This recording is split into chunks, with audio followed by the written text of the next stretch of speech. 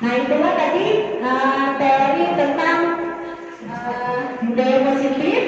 Nah hal-hal tadi yang pertama seperti keyakinan kelas yang dibuat di dalam kelas, kemudian adanya restitusi apabila ada permasalahan yang terjadi di siswa, jadi guru maupun yang lebih berwenang itu yang menyelesaikan. Kalau misalnya tidak bisa diselesaikan, barulah nanti menghubungi wali kelas dan juga guru BK. Nah Bapak Ibu yang ada di sini mungkin ada punya masukan kepada saya atau masukan tambahan dari materi yang ada, atau ada pengalaman yang ingin di-sharing. Misalnya guru BK saat ini ada permasalahan yang belum bisa dipecahkan, bisa kita sama-sama bicarakan di sini. Ada?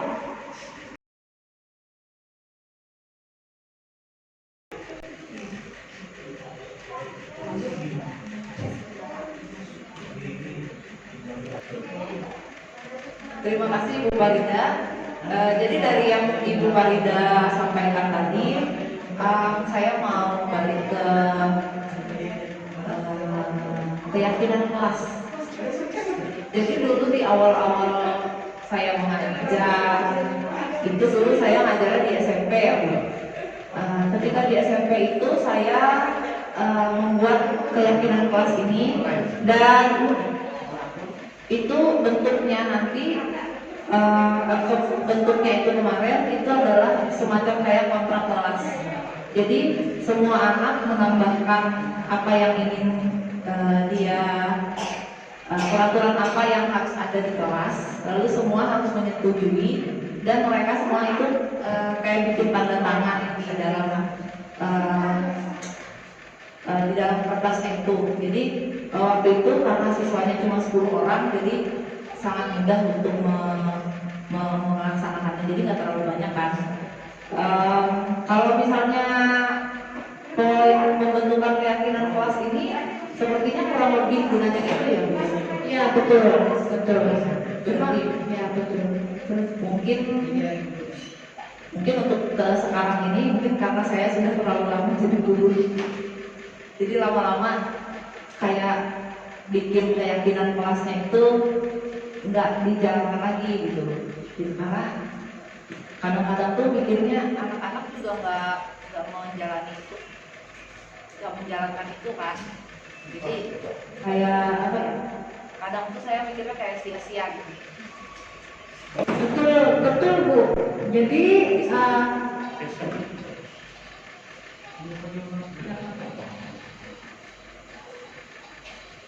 betul Bu. Jadi itu memang sudah ada keyakinan kelas itu. Kadang-kadang kalau misalnya sudah mau pembentukan organisasi kelas, ada biasanya anak IPA membuat seperti keyakinan kelas. Cuma mungkin bahasanya di sini diminta untuk bentuk-bentuk kalimat yang positif, dan itu benar-benar ditanyakan ke siswanya, diyakini tidak seperti itu. Jadi kalau kayak biasanya kalau misalnya terlambat sekian jam, denda berapa ribu kan, seperti itu. Nah itu yang dihindari maksudnya Bapak Ibu. Dan menggunakan kalimat-kalimat yang positif yang diminta di keyakinan kelas kali ini. Ya, terima kasih Miss Jo. Memang betul Miss Jo, itu sudah kita terapkan sebenarnya ya. Cuma ini kayaknya memang harus dilaksanakan di tiap kelas dan diketik atau ditempel di dinding kelas. Jadi setiap ada permasalahan, misalnya dia terlambat, dia ini, guru yang ada di dalam kelas itu tuh coba kalau baca keyakinan kelas kalian. Misalnya guru bahasa Inggris masuk, kamu terlambat, coba mau baca keyakinan kelas kalian. Nah, jadi dia sudah ada pegangan, jadi seperti itu. Ya, ada lagi nggak Bapak Ibu yang ingin bertanya atau ingin sharing? Silakan Pak Terang.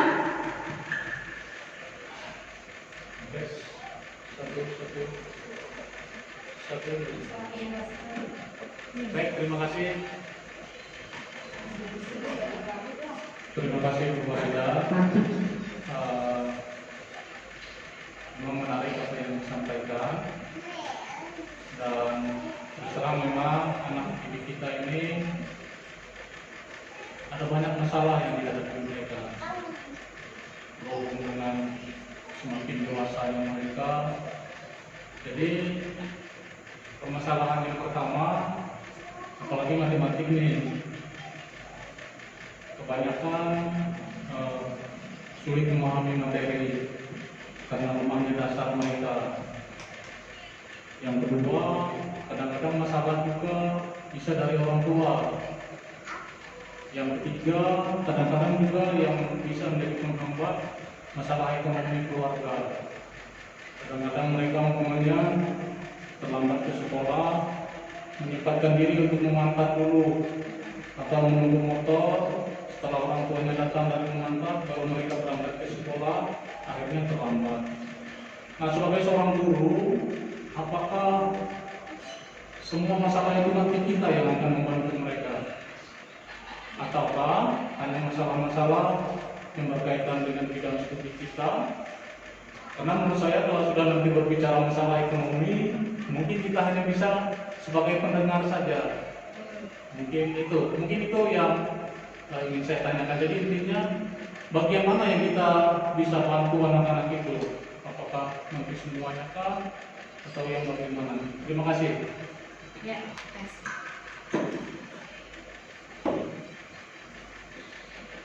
Tes. Tes. Baik, terima kasih Pak Terang, pertanyaan yang sangat bagus. Karena kita di sini sharing, saya mencoba menjawab semampu saya. Kalau misalnya ada teman-teman yang ingin menambahkan nanti ya. Ini kalau menurut saya, selama saya menjalani guru penggerak, saya mendapatkan satu pemikiran di Hajar Dewantara bahwa kita menuntun anak, dan itu adalah satu pemikiran keberpihakan kepada siswa. Tadi terkait dengan latar belakang siswa, misalnya salah satunya perekonomiannya ya Bapak. Jadi itu yang membuat siswa ini juga dalam pembelajaran mungkin ada yang terganggu. Nah, itu secara teknisnya latar belakangnya. Nah, kita kembali kepada zaman ya Pak. Zaman sekarang ini itu salah satu contoh ekonomi. Ada juga yang kemarin bilang bagaimana kalau anaknya suka bermain game atau sebagainya, itu juga mengganggu pembelajaran. Banyak sekali permasalahan yang membuat dalam pembelajaran itu anak menjadi terganggu. Sekarang di sini posisi kita adalah sebagai guru. Semakin berkembangnya zaman, apalagi guru matematika, itu banyak teknik atau cara atau inovasi yang bisa ditingkatkan oleh guru. Padahal kita meminta siswa untuk bisa, kita meminta siswa untuk berkembang. Nah, kita di sini menuntut mereka, marilah guru-guru kita berinovasi juga.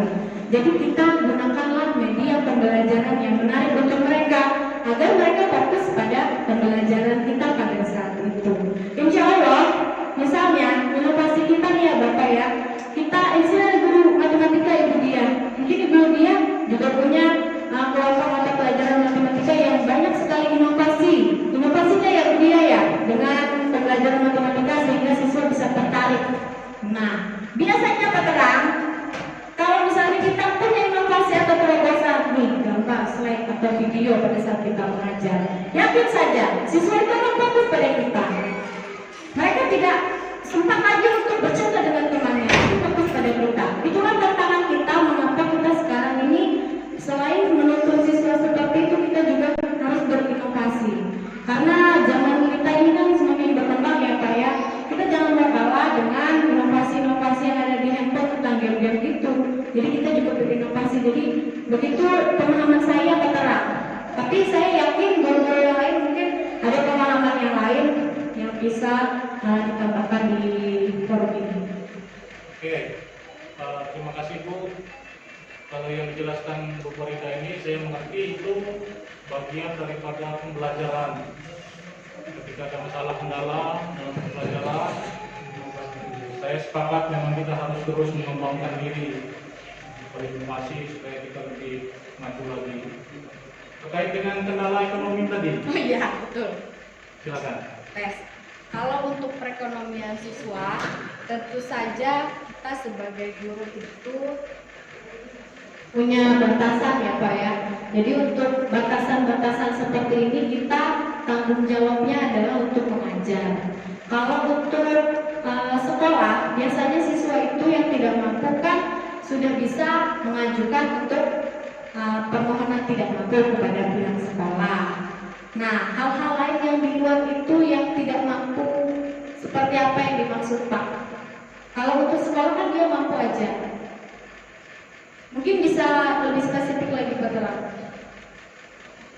Kalau minta di dalamnya memang mungkin kalau BPP bisa dibantu dah, tidak bayar. Tapi contoh konkretnya umpamanya dia terlambat nih karena membantu orang tua kerja dulu. Lalu kita gimana sikap kita? Apakah membiarkan anak itu saja terus terlambat? Baik. Sepengetahuan saya Pak Terang, pengetahuan saya Pak Terang, kalau misalkan siswa itu terlambat seperti itu tadi, ini siswa ini posisinya adalah pelajar.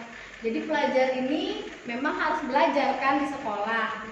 Sebisa mungkin kita sebagai guru atau nanti wali kelas itu memanggil orang tua.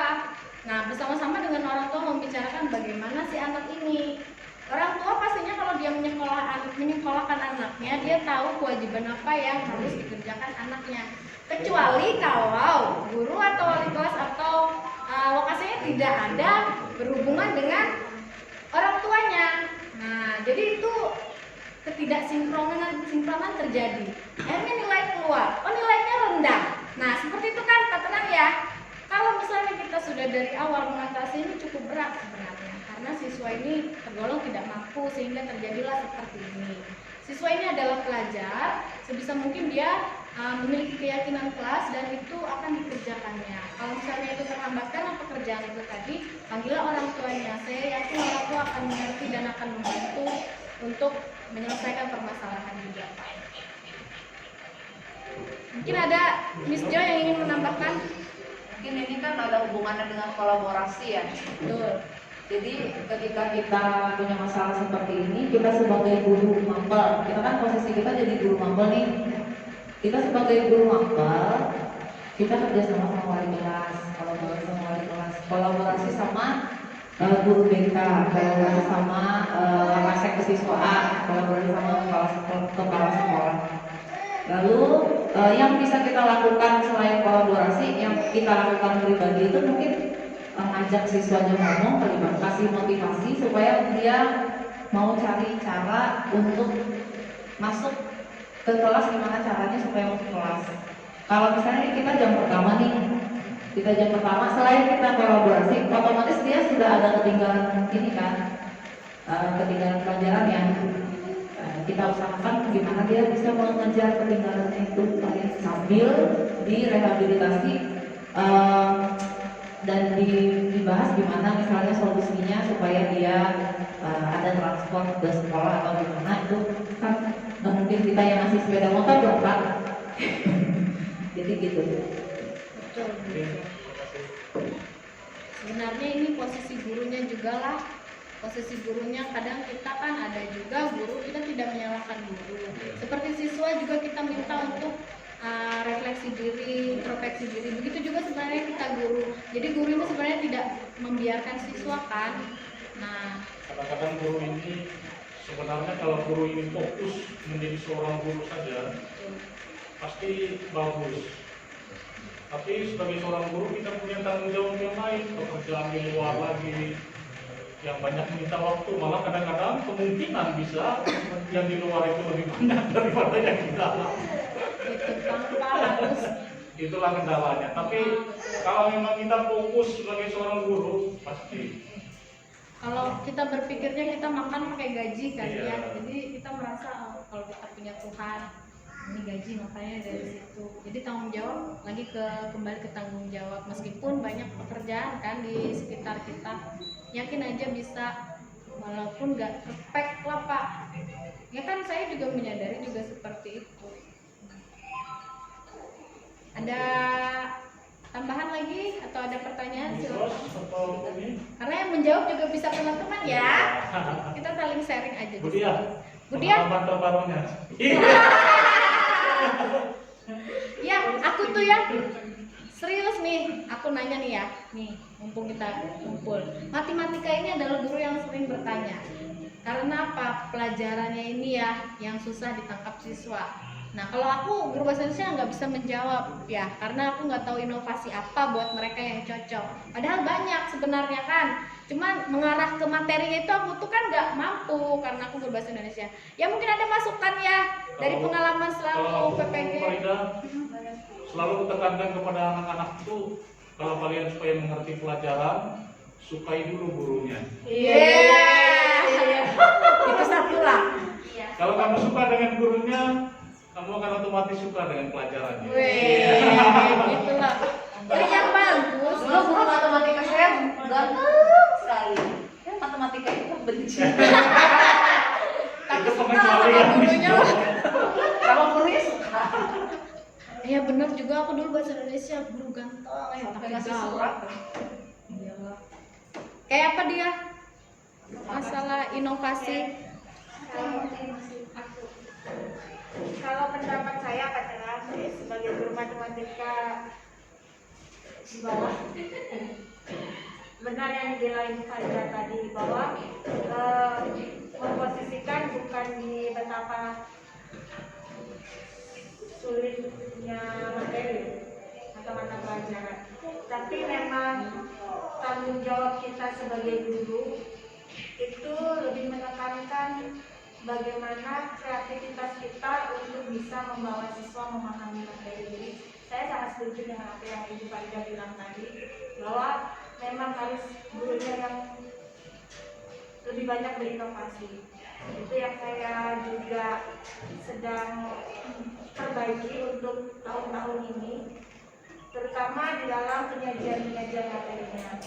Karena berkembangnya zaman, kita nggak bisa tetap pakai pola kita yang lama, tapi kita juga perbaiki. Dan bersyukurnya dengan kemajuan teknologi ini banyak sekali memudahkan bagi guru, terutama bagi kami. Matematika itu kan kecenderungannya banyak yang abstrak, tapi kami harus bisa menyampaikan ke siswa dan siswa bisa menangkap, kan seperti itu. Dan itu dibantu dengan, kalau zaman dulu kan alat peraga, dan di sekolah kita ini mungkin alat peraga terbatas sekali, kita belum punya alat matematika khusus gitu. Dan dengan kemajuan teknologi ini kan banyak sekali aplikasi yang bisa kita pakai tuh. Nah itu memudahkan kita mengajak siswa untuk bisa melihat dengan 3 dimensi, bahkan yaitu mereka jadi ngerti. Contohnya untuk aplikasi GeoGebra, itu untuk kita menggambar grafik, untuk kita belajar dimensi 3, untuk kita belajar lebih cepat untuk determinan matrik. Di situ lengkap bisa dipakai. Itu mungkin aplikasi yang lebih sederhana sebenarnya, tapi itu semuanya bisa pakai, nggak cuma bagi siswa yang punya laptop aja, tapi bisa dipakai di handphone Android. Nah, jadi seperti itu. Saya sangat setuju bahwa kita guru lah yang harus berinovasi lebih banyak agar peserta didik kita bisa lebih maju. Terima kasih Bu Farida. Mantap, itu jawabannya ternyata. Ya. Ada tambahan lagi atau ada pertanyaan? Terima kasih, saya akhiri. Wassalamualaikum warahmatullahi wabarakatuh.